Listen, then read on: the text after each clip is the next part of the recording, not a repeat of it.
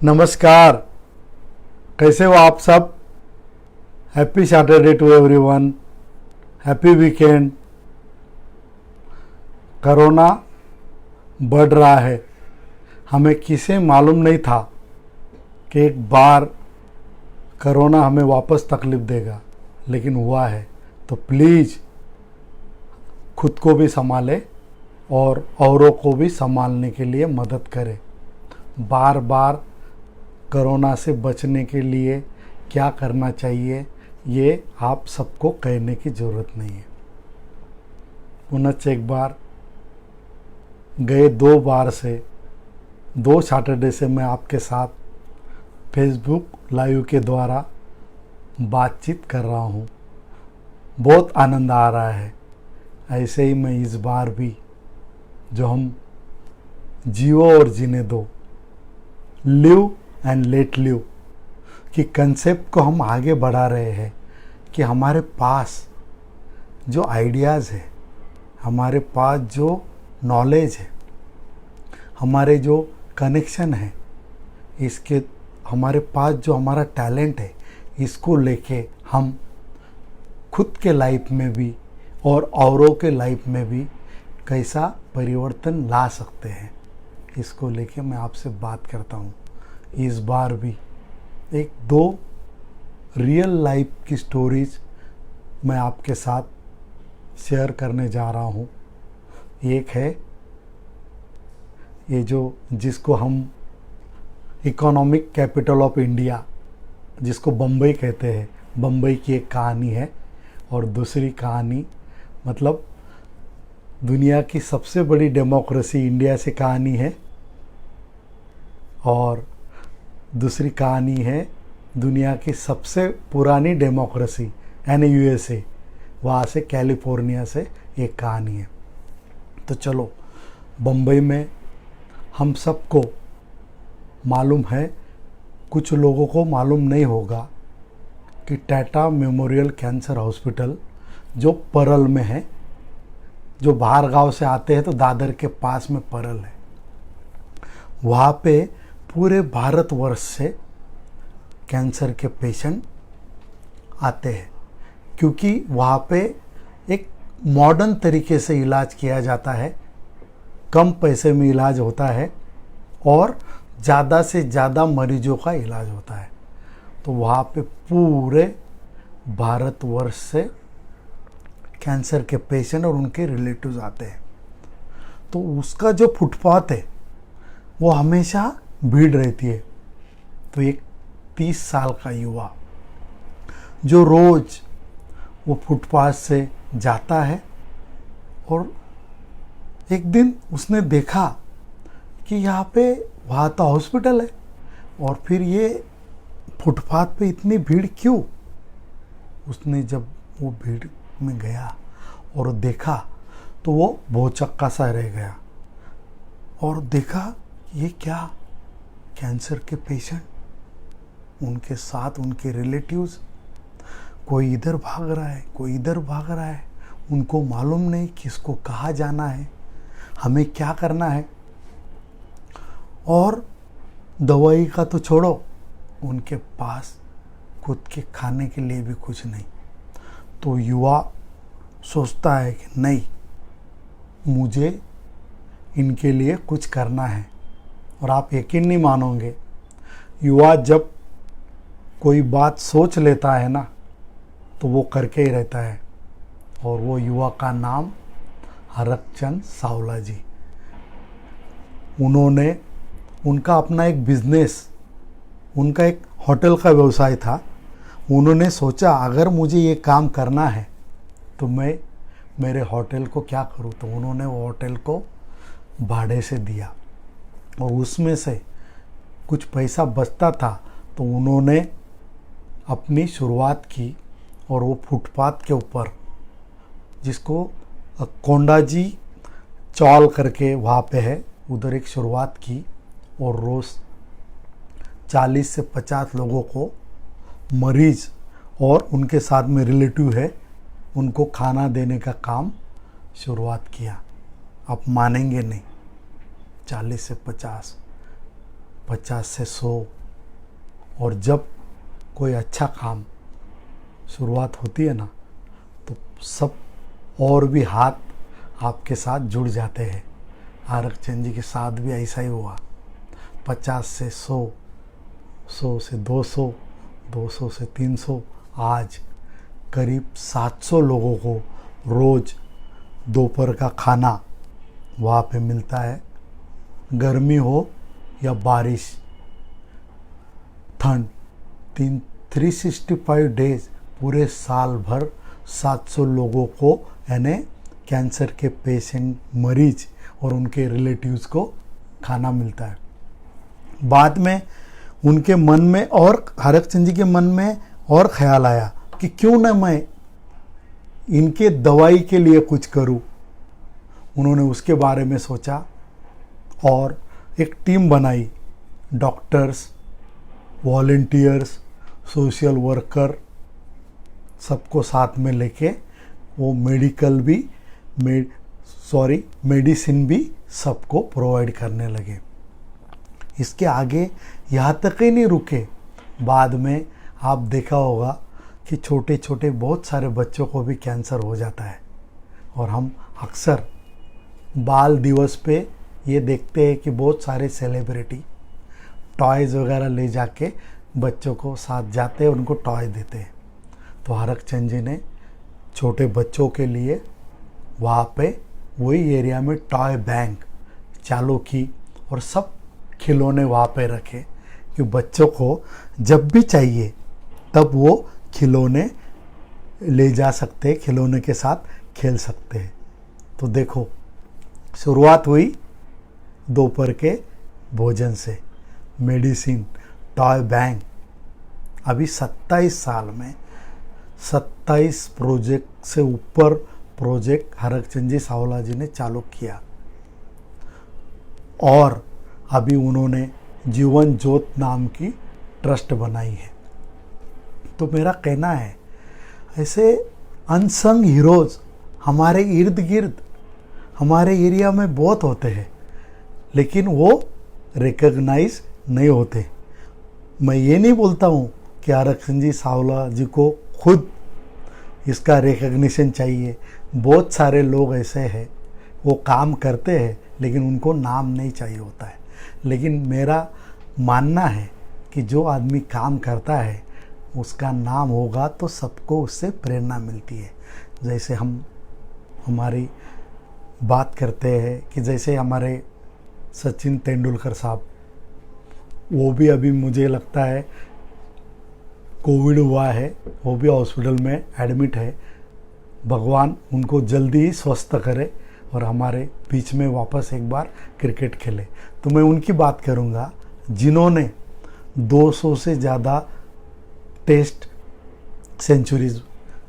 खेले, 100 से ज़्यादा वनडे सेंचुरीज बनाई, 30,000 से ज़्यादा रन बनाए और 24 साल हमारे साथ खेल खेले।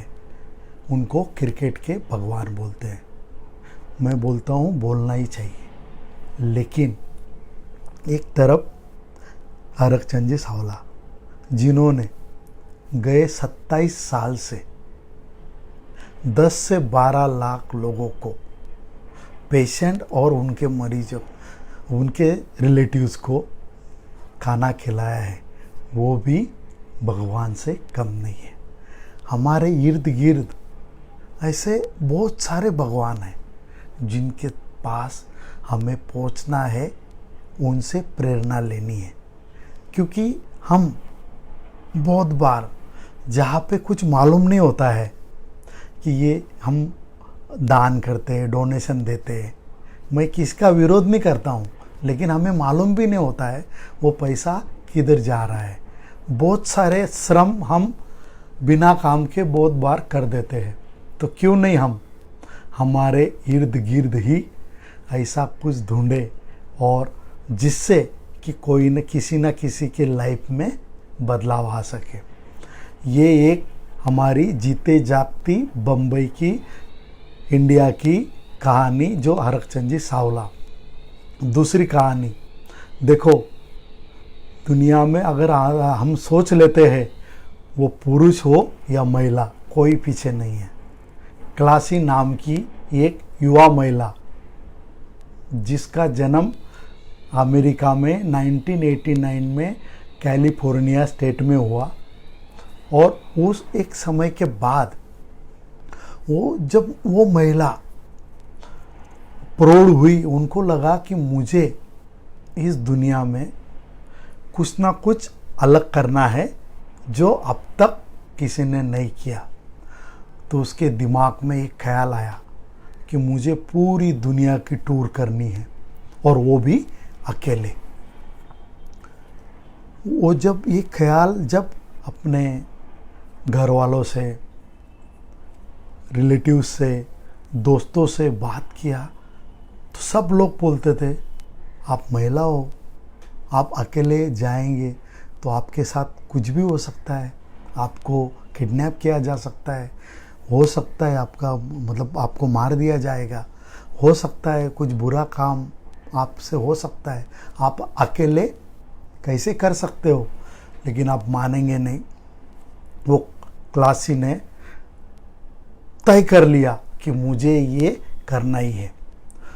और प्लस पॉइंट ये था कि उनकी आर्थिक परिस्थिति, इकोनॉमिकल कंडीशन अच्छी थी, इसके लिए उन्होंने ज़्यादा नहीं सोचते हुए बैग पैक करना चालू किया और इंफॉर्मेशन निकाला। क्योंकि करीब करीब 196 कंट्रीज़ में विज़िट करना है, इतने सारे वीज़ाज, इतनी सारी प्रोसीजर, और उनको Guinness book of world record भी बनाना है। जब उन्होंने इंक्वायरी निकाली Guinness book of world record में, तो ऑलरेडी 3 साल और 1 महीने में एक रिकॉर्ड हुआ था। तो वो भी उनके लिए एक चैलेंज था। तो लेकिन वो चैलेंज को उन्होंने स्वीकारा, और उसमें बहुत सारी कंडीशन थी। कंडीशन नंबर 1, आप जिस भी कंट्री में जाएंगे उस कंट्री को आपको फिजिकल प्रूफ, यानी एटलीस्ट आपके पासपोर्ट पे उसका ठप्पा चाहिए। दूसरा, एक कंट्री में आप 14 दिन से ज़्यादा रह नहीं सकते हो। तीसरी बात, आप सिर्फ कार से, ऐसे नहीं कि कार में बैठे और ये पूरी कंट्री पास करके निकल गए, आपको फिजिकल विजिट करनी है। तो ये सब चैलेंज स्वीकार करते हुए, आप मानेंगे नहीं, क्लासी ने सिर्फ 18 मंथ्स और 15 डेज, 1.5 साल 15 दिन में ये चैलेंज ये पूरा किया, और उनका नाम Guinness book of world record में नाम लिया। कहने का मतलब, और पैसे की बात अगर आप पूछेंगे तो उनको बहुत सारी स्पॉन्सरशिप मिली, और क्लासी को ओनली $10,000 ही अपने घर का लगा। मतलब महिला हो या पुरुष, अगर वो ठान लेता है तो मुझे ये करना ही है, तो वो होता ही है। तो इससे हमें प्रेरणा लेना है।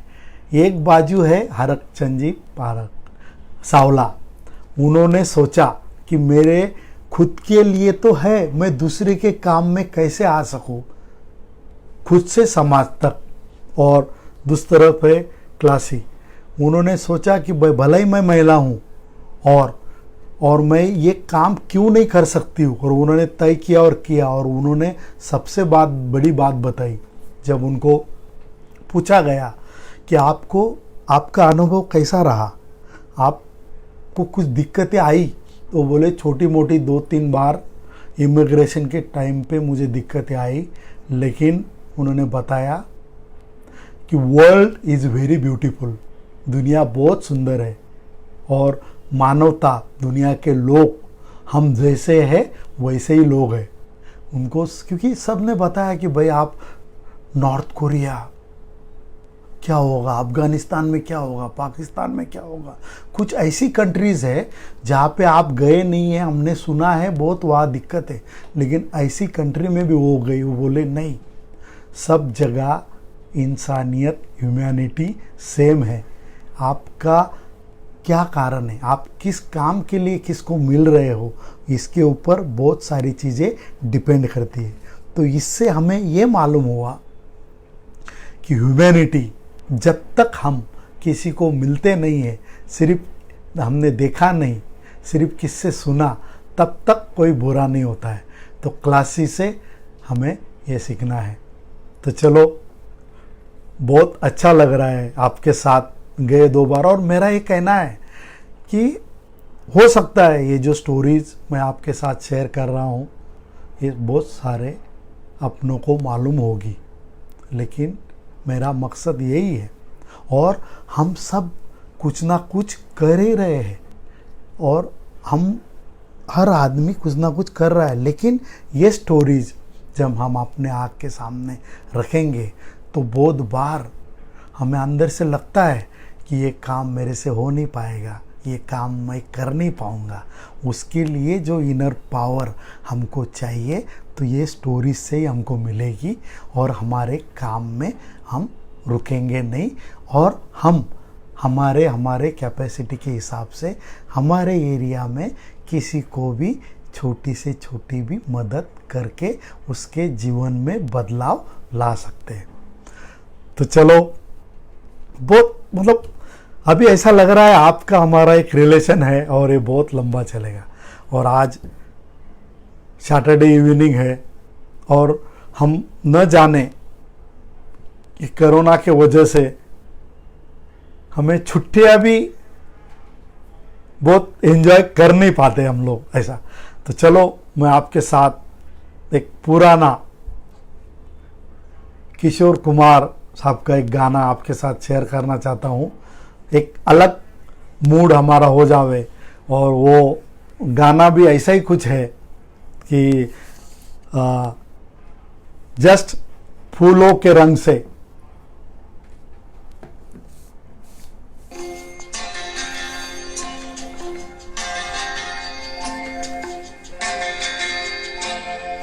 फूलों के रंग से, दिल की कलम से, तुझको लिखी रोज पाती, कैसे बताऊं किस किस तरह से, पल पल मुझे तू सताती। तेरे ही सपने लेकर मैं सोया, तेरी ही यादों में जागा, तेरे ख्यालों में उलझा रहा हूँ कि जैसे के माला में धागा। बादल बिजली चंदन पानी, ऐसा अपना प्यार लेना होगा जन्म हमें कहीं कहीं बार। हाँ, इतना मधुर तेरा मेरा प्यार लेना होगा जन्म हमें कहीं कहीं बार।